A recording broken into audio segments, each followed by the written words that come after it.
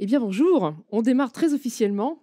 Heu, Catherine Tripon, je suis porte-parole, de l'Autre Cercle et co-responsable du pôle employeur avec Guillaume Savoie, mon binôme.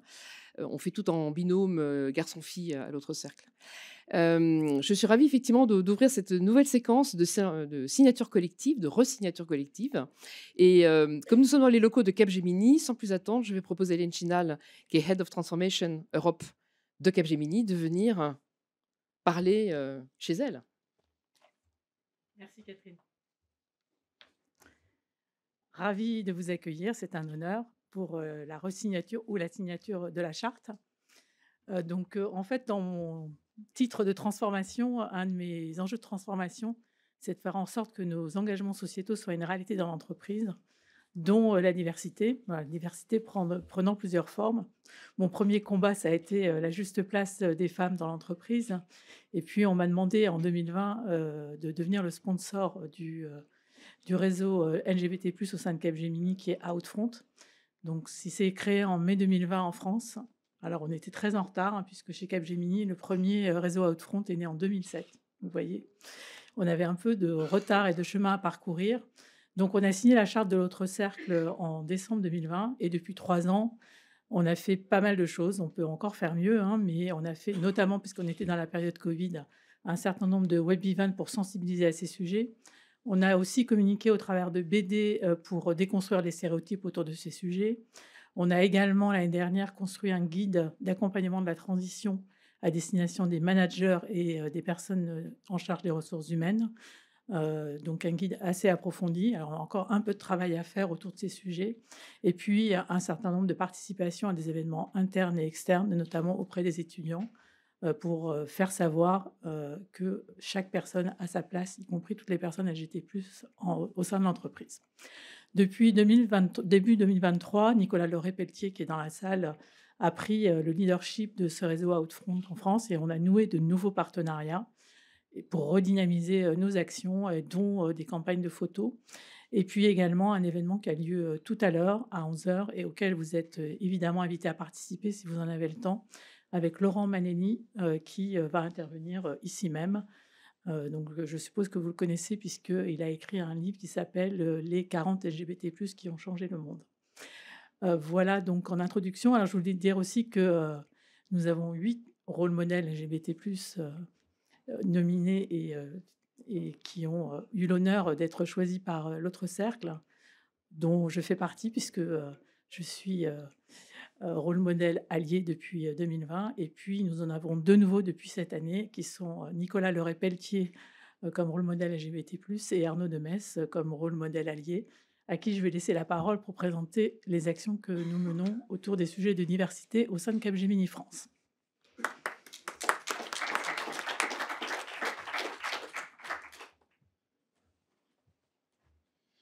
Bonjour à tous. Merci Hélène pour cette introduction.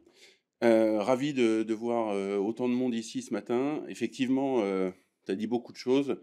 C'est pour nous, la diversité au sens large est un enjeu clé pour l'entreprise.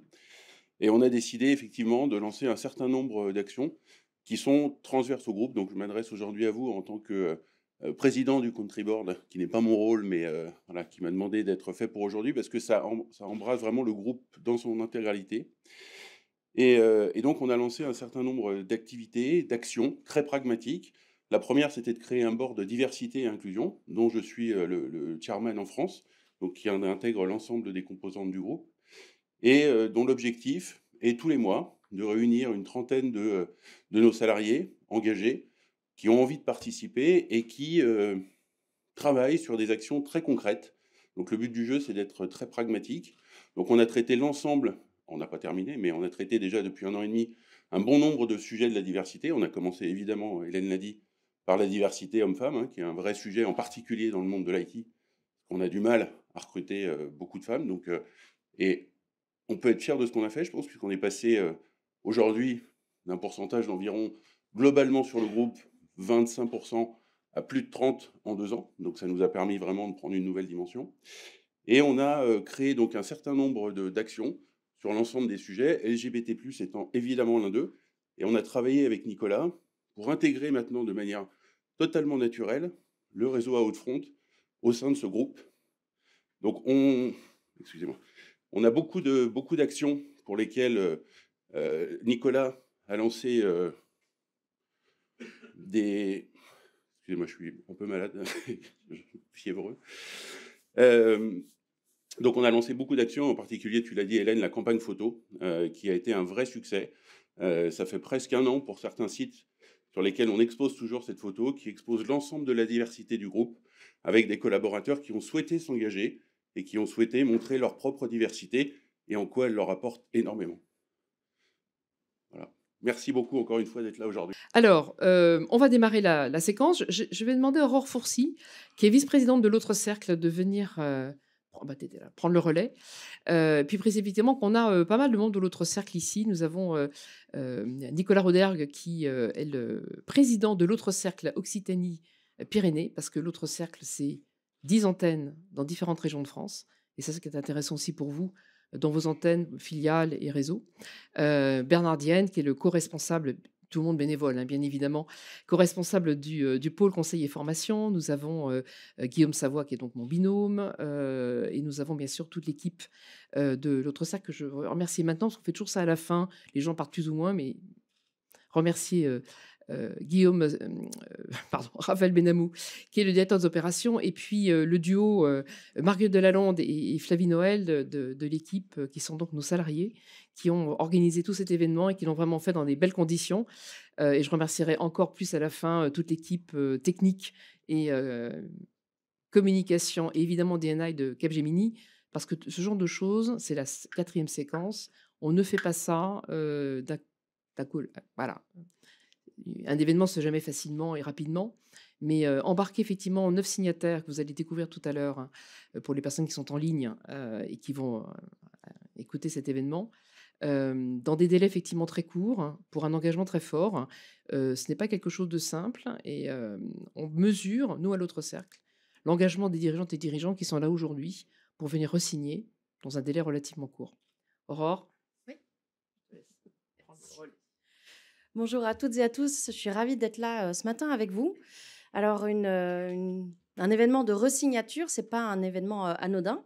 Ça veut dire que vous avez déjà bien travaillé pendant 3 ans ou plus, et qu'aujourd'hui, vous êtes prêts à aller encore plus loin avec nous. L'objectif de cette resignature, c'est de se dire que communément, il y a encore du chemin à faire. Malheureusement, on le voit, la haine anti-LGBT est toujours bien présente, et le milieu de l'entreprise voilà, est le reflet de notre société. Et donc, malheureusement, parfois, ce sont des choses qu'on ne voit pas, mais qui sont ressenties par les salariés. C'est encore des personnes qui n'arrivent pas à être 100% elles-mêmes quand elles sont au travail. C'est encore des personnes qui se demandent si elles vont pouvoir franchir la porte de l'entreprise en pouvant annoncer qu'elles sont femmes, hommes, non-binaires ou autres. Voilà, c'est encore des pas qui sont difficiles à franchir pour de nombreuses personnes. Donc déjà, je voulais vous remercier. Merci pour le travail que vous avez déjà fait. Merci pour le travail que vous allez encore faire. Cette resignature, elle est très importante. Par ce biais-là, vous annoncez aussi à vos salariés, à l'ensemble de vos équipes, que vous êtes engagés les 2 mains dedans pour pouvoir être là pour eux, pour lutter contre les discriminations. Et quand on avance sur un sujet, j'ai tendance à dire qu'on avance en fait sur l'ensemble des sujets. Voilà, la discrimination, quand on se parle d'LGBT+, on se parle des diversités de familles, on se parle aussi de l'égalité femmes-hommes, on se parle de plein de choses différentes. Donc, merci du travail que vous faites, merci du travail que vous allez encore mener. Et puis, on compte sur vous pour surtout voilà, dépasser les frontières juste de la France aussi, de s'assurer que vos comités de direction soient vraiment très engagés sur le sujet. Plus vous serez vocaux, plus ça sera vraiment incarné, plus vos salariés sentiront que c'est une vraie priorité pour l'entreprise. Et donc, soyez fiers de cette signature, soyez fiers des actions que vous avez menées et allez encore mener. Et puis, nous, on reste à votre disposition. Cette charte, elle a été créée il y a de nombreuses années pour vous accompagner, mais aussi pour vous permettre de pouvoir mieux communiquer dessus. Alors, servez-vous-en. Et puis, n'hésitez pas à faire appel à nos équipes de bénévoles qui sont là aussi pour vous accompagner sur des problématiques peut-être plus spécifiques par moment. Et puis, de surtout former vos équipes, parce que voilà, nous, on prône vraiment la pédagogie, ramener de l'expression, ramener des échanges autour de ces sujets, parce que quand on échange, on ouvre la porte à la conversation, et donc on ouvre la porte aussi de l'esprit. Et donc, on compte sur vous pour pouvoir continuer à le faire. On a l'impression parfois que c'est déjà intégré. Et puis, pourtant, quand il y a des conversations qui se créent, on se rend compte qu'il y a encore des petits blocages, des petits freins par-ci, par-là. Donc, allez-y, n'ayez pas peur. Et puis, surtout, ce qu'on vous encourage à faire, c'est ne vous arrêtez pas, par pitié, au mois de juin. Les personnes LGBT vivent toute l'année, comme vous. Et donc, c'est un sujet qui doit être abordé dans n'importe quelle réunion, dans n'importe quelle instance et surtout bien en dehors du mois de juin pour pouvoir le porter haut et fort.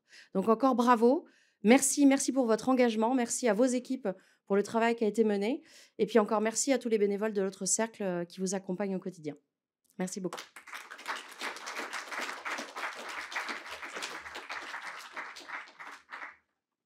Merci Aurore. Alors, avant d'appeler la première signataire, je rappelle le scénario. Je vous donne la charte. Il y en a 2. Vous vous installez là, vous les signez. On prend des photos de vous. Donc, ce sera le rôle effectivement de notre photographe de prendre des photos de vous seul, la charte, qui seront faites effectivement juste à côté. Et après, on passera à la personne suivante. Et puis à la fin, surtout, avant de partir, on vous donnera une enveloppe pour le protéger. Vu qu'il fait moyennement bon en ce moment, c'est peut-être pas la peine de l'abîmer. Alors, à tout bien tout honneur, je ne vais pas garder l'ordre alphabétique. Je vais proposer à Capgemini Hélène Chinal de venir signer, plus exactement re-signer. Et ce qu'on disait tout à l'heure en aparté, c'est que la première fois qu'on a signé ça à distance, c'était en pleine pandémie. On a un peu inauguré très tôt en 2020 à notre cercle. Il y a eu Renaud qui était le premier. Et puis très vite avec vous, on était chacun isolés devant nos écrans. Donc on est capable de faire de signature virtuelle. Mais allez-y, Hélène, faites votre signature, la vraie, franchement. Et, le principe, c'est on signe et on regarde le photographe en même temps. C'est un coup à prendre, mais vous devriez y arriver.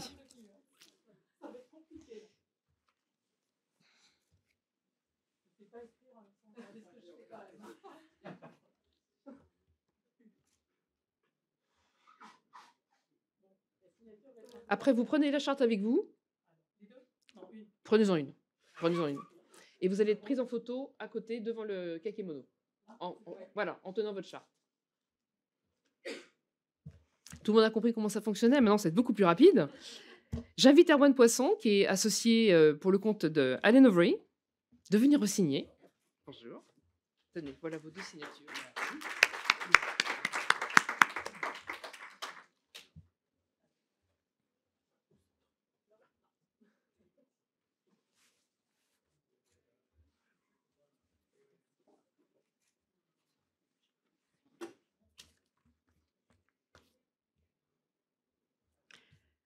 Et donc, on continue avec la COFAS.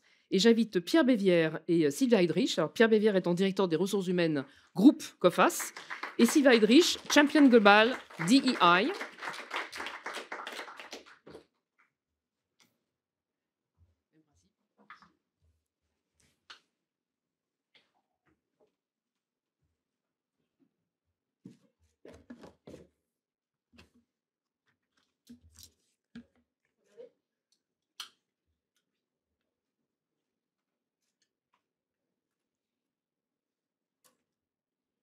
Voilà, vous prenez une charte.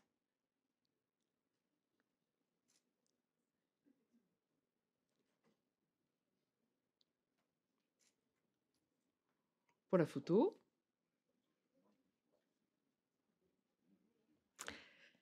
Et nous allons continuer avec... alors, ils sont un petit peu liés tous les deux, mais il y a un ordre alphabétique. Donc, on va commencer par France Boisson, avec Laurent Théodore, qui est le président de France Boisson. Je dis ça parce qu'il y a Heineken qui suit derrière.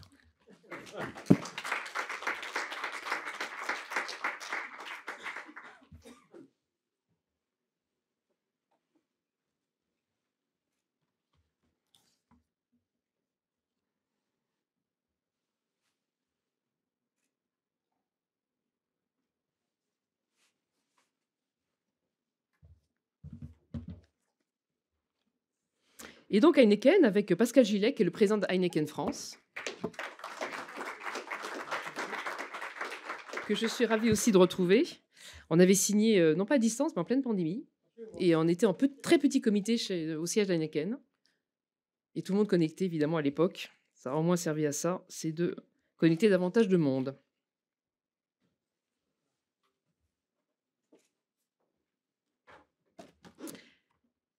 Alors, Autre cabinet d'avocats, fidèle aussi, Hogan Lovells. Donc j'invite, s'il est bien arrivé, Marie-Aimée de Dampierre. Elle n'est pas arrivée? Bon, alors, ce qu'on va faire, on va attendre. Est-ce qu'elle elle va pas venir? Ok, alors, Thierry Meillat, associé, vous allez signer pour le compte de Hogan Lovells et de Marie... de Marie-Aimée de Dampierre. Charles Lewis, avec qui nous avons signé la première fois, est bloqué à Londres par la neige, je crois. Le mauvais temps arrive très sérieusement.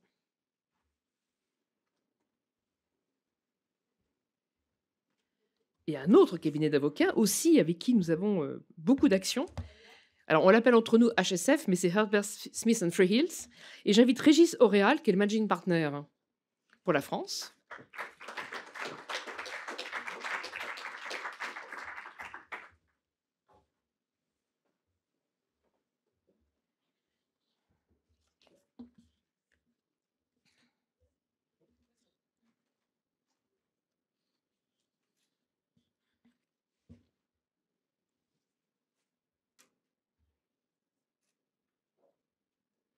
Alors, je vais faire suivre cette signature par celle de Schneider Electric avec Laurent Bataille, qui est le président de Schneider Electric France.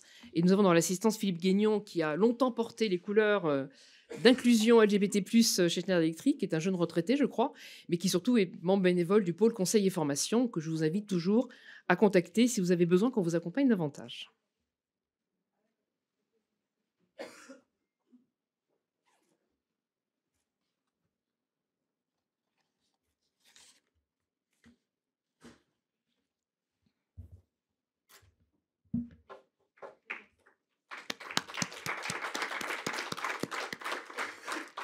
Et a priori, nous allons finir, the last but not the least, par Vinci Autoroute, avec Frédéric Guéguen, qui est le directeur de développement RH et qui représente Pierre Coppet, son président. Donc pour ceux qui ne savent pas, Vinci Autoroute, c'est Cofiroute, Escota et ASF. Je l'ai dit dans l'ordre. Voilà, très bien. Frédéric, je vous en prie.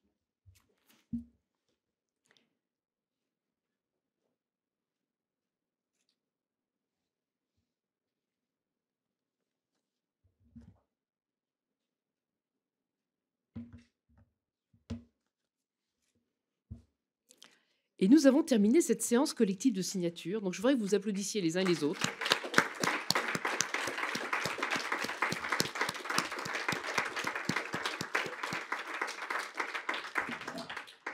Avant de faire la signature collective avec tous les signataires et leurs chartes, je voudrais, en guise de conclusion, d'abord vous remercier. Aurore Fourcy l'a dit tout à l'heure. Cette charte, elle n'est pas neutre. On ne signe pas par hasard. Et on re-signe encore moins par hasard. Tu l'as dit, Aurore, beaucoup de violence aujourd'hui, beaucoup d'agressions physiques, évidemment sur les réseaux sociaux, évidemment dans la rue, avec une augmentation extrêmement importante des agressions. Comme l'avait souligné le ministère de l'Intérieur, les agressions ont doublé en 5 ans et le ministre dit lui-même, on est loin de la réalité parce que 3/4 des personnes n'osent pas aller porter plainte, gendarmerie ou commissariat. Et finalement, le seul endroit aujourd'hui qui est vraiment safe, c'est le lieu de travail. Parce qu'il y a des règles, parce qu'il y a des obligations, parce qu'il y a une organisation, parce qu'il y a aussi des équipes RH pour les tailles d'organisations comme les vôtres. Il y a aussi des représentants du personnel qui sont, dans le cadre du dialogue social, extrêmement importants. Et pour nous, c'était, quand on a co-construit cette charte il y a 11 ans maintenant, avec Accenture et quelques-uns de leurs clients, certains n'ont pas d'ailleurs pu signer tout de suite parce que c'était encore pas totalement mûr. Vous êtes aujourd'hui un peu plus de 250 signataires. C'est pas énorme, à la main effectivement du milieu économique en France et du monde des collectivités, puisqu'on a aussi bien des grandes entreprises, des PME, des collectivités de tailles différentes. On a quelques ONG, puis on a des établissements d'enseignement supérieur. Et comme vous le savez sans doute, nous avons décliné la charte pour l'enseignement supérieur. Elle l'a lancée en octobre l'année dernière avec la ministre Sylvie Retailleau. Parce que la réalité, c'est qu'on subit aussi, même dans des établissements qu'on pourrait imaginer peut-être plus ouverts, et le fait d'être bac plus 18, j'ai tendance à dire que ça ne protège pas de comportements inappropriés. Et pour nous, c'est extrêmement important de creuser ce sujet, à tel point d'ailleurs que nous avons obtenu un soutien, et nous remercions le ministère de l'Enseignement supérieur et de la Recherche, puisque nous allons préparer un guide pour les jeunes LGBT+, dans l'enseignement supérieur, en lien effectivement avec leur établissement et en lien avec les futurs recruteurs, c'est-à-dire vous, vos équipes dédiées, les relations écoles, parce qu'aujourd'hui, on le constate, hein, vous connaissez l'édition des rôles modèles, hein, on a fêté notre 5e anniversaire le 10 octobre dernier, donc la veille de la journée du coming out. Et en fait, on a abandonné le segment des jeunes diplômés, premier emploi, parce qu'ils ne se rendent pas visibles, ils ne candidatent pas ou ils ne sont pas nominés. Ils ne le font pas parce que ils attendent de voir, premier job, je vais être un peu confirmé. Donc il y a sans doute pas assez de signaux forts pour eux. Et les signaux forts, c'est un peu comme en amour, hein, il faut aussi des preuves d'amour, c'est important. Et les signaux forts, effectivement, c'est cette resignature. 3 ans, 4 ans, 5 ans, 7 ans ou 10 ans après, hein, pour certains d'entre vous, de re-signer cette charte, parce que maintenant valable pour 3 ans, c'est de redire effectivement aux équipes concernées, vous êtes là, on vous connaît, vous existez, et vous devez pouvoir être vous-même, être à l'aise dans votre environnement professionnel, partager un moment de bonheur parce que vous allez vous marier, parce que vous allez vous paxer, parce que vous allez avoir un enfant, qui soit par une PMA maintenant autorisée, une GPA interdite, par une adoption, ou parce que votre compagnon, compagne l'a eu dans une ancienne vie hétéro. Peu importe, vous avez un enfant dans votre foyer, c'est un moment de bonheur, et on a envie de partager ces moments. Il faut arrêter de penser qu'il y a une frontière entre la vie privée et la vie professionnelle. Il y a une totale porosité. Et pas juste à cause des outils digitaux, bien évidemment. C'est de manière générale, on transpose, ce sont des moments, voilà, on est dans des environnements où on ne fait pas que travailler, on partage des moments, on parle de ses vacances. Et Aurore rappelait effectivement que le 17 mai, c'est toute l'année. Et le mois de juin, le mois des Pride, en fait, ça devrait être toute l'année aussi. On y tient beaucoup parce qu'on a été sur-sollicité au mois de juin et au mois de mai. S'il vous plaît, faites-nous des événements entre le mois de, alors on va dire, allez, juillet, ou en tout cas septembre jusqu'au mois d'avril. Trouvez-nous des choses à faire pour qu'on ait un petit peu le temps de souffler, parce qu'on est quand même tous des bénévoles. Et même si on y passe beaucoup de temps, c'est jamais forcément simple.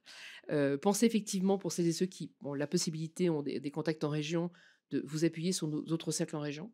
C'est un grand privilège d'être une association nationale de référence qui, a très tôt, pris le parti, d'abord de la mixité, femmes-hommes, même s'il y a moins de lesbiennes visibles, même à l'autre cercle, que de gays, parce qu'il y a moins de femmes visibles en règle générale dans le monde professionnel, encore plus quand on monte un peu dans la hiérarchie.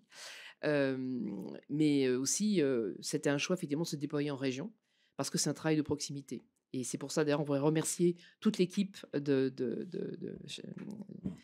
Capgemini, à commencer par Nicolas, pour avoir organisé en ce moment une exposition simultanée. De l'exposition, vous envoyez effectivement des panneaux qui sont sur le côté et à l'entrée. Une exposition qui a été soutenue par plusieurs collectivités et qui a été imaginée par l'autre cercle Pays de la Loire, l'autre cercle Midi d'Occitanie-Pyrénées, pardon, et par l'Île-de-France. Et aujourd'hui, vous avez en parallèle à Nantes, à Toulouse, et le troisième région, ici, voilà. Donc c'est celle de Capgemini ici. J'ai demandé effectivement, oui, c'est des Paris-Île-de-France. Donc cette exposition qui est en parallèle, qui va permettre à tous les salariés qui vont venir travailler de pouvoir la découvrir. Et une fois encore, voilà, c'est plutôt des, avec la DICRA bien évidemment, mais ce sont plutôt des collectivités qui nous ont soutenus pour cette nouvelle expo. Et on ne parle jamais assez du sujet. On parle jamais assez du sujet parce que la question de la vie privée, la question de la visibilité, c'est le point nodal pour les populations. Les personnes lesbiennes, gays et bi. Pas pour les personnes qui ont fait leur transition ou qui sont en train de transitionner, parce que du coup, il y a une forte visibilité. Et là, il faut les accompagner, il faut les protéger, il faut organiser effectivement cette mise en visibilité. Mais pour les personnes lesbiennes, gays et bi, les LGB et les plus, voilà, celles qui sont non-binaires, qui ne rentrent pas dans ces différentes catégories, c'est un choix personnel. Pour ces personnes-là, elles ont souvent dû subir des comportements difficiles dans leur famille. Ils ont dû commencer par oser dire à leurs parents qui ou elles étaient, amoureux de quelqu'un de même sexe. Souvent, ça aboutit à des ruptures familiales, des mises en retrait, du harcèlement scolaire avec les contraintes et les impacts épouvantables qu'on peut avoir avec des suicides parfois réussis.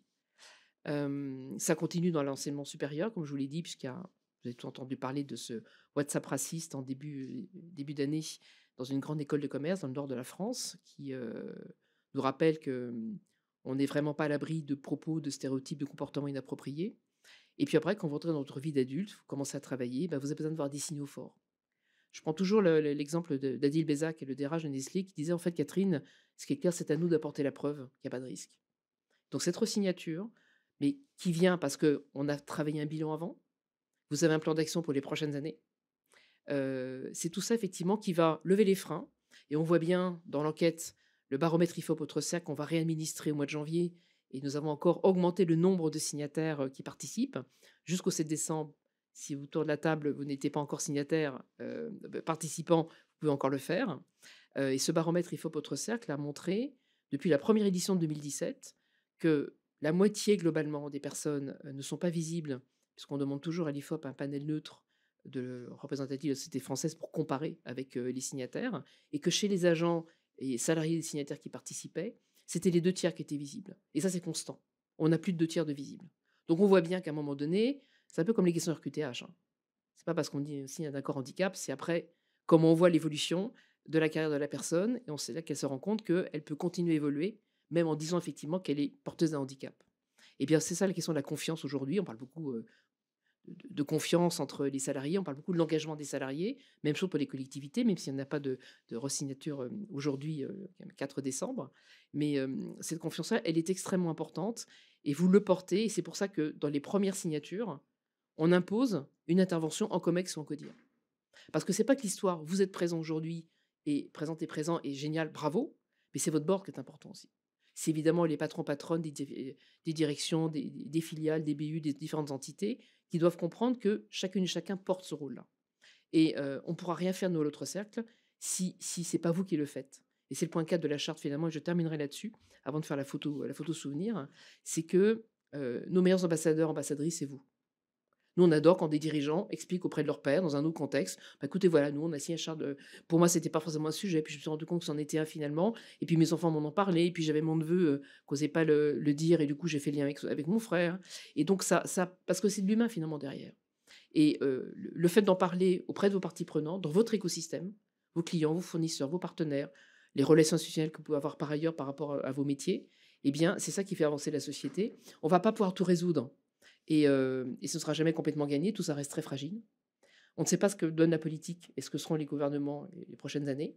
On voit bien qu'aux frontières de la France avec l'Italie, il a suffi d'un changement de régime politique pour que des couples de lesbiennes, la deuxième maman, ne soient plus reconnus comme tels. On voit bien qu'au sein de l'Europe, où normalement, traité d'Amsterdam et les engagements, il y a des engagements extrêmement clairs sur l'orientation sexuelle et l'identité de genre. Pour autant, dans certains pays, la Pologne, la Roumanie, la Croatie, la Hongrie, vous avez des comportements. Alors, il n'y a pas de loi contre, encore que ça commence, mais vous avez effectivement un début de répression de la parole, de la capacité de pouvoir s'unir avec quelqu'un de même sexe. Et on n'est pas à l'abri de ça. Voilà, les Européennes arrivent bientôt. On ne sait pas du tout ce qui peut en sortir. D'avoir une majorité effectivement suffisante pour continuer à évoluer sur les droits humains. Et donc finalement, pour vous, quand vous avez des filiales, et c'est là qu'on peut aussi vous accompagner, puisqu'on a un pôle international. Hein. On ne sait pas si on va gagner un gros projet justement d'étendre des rôles modèles à l'international, mais en tout cas, on est au sein de la Commission européenne. Notre équipe, nos 2 binômes, Christophe et Olivier, produisent des notes effectivement pour la Commission. Et il faut donc apprendre effectivement à voir comment on traite ce sujet dans des pays où c'est moins facile. On ne va pas changer la loi, on ne va pas changer la politique du pays où on est, mais en revanche, on peut vraiment sécuriser. Et cette resignature, même si elle est sur le territoire plutôt national, parce que c'est là qu'on agit, vous pouvez effectivement tout à fait la décliner à l'international. Maintenant que ça est dit, on va passer à la photo de groupe. Donc je vous invite à revenir avec votre charte pour une photo groupée.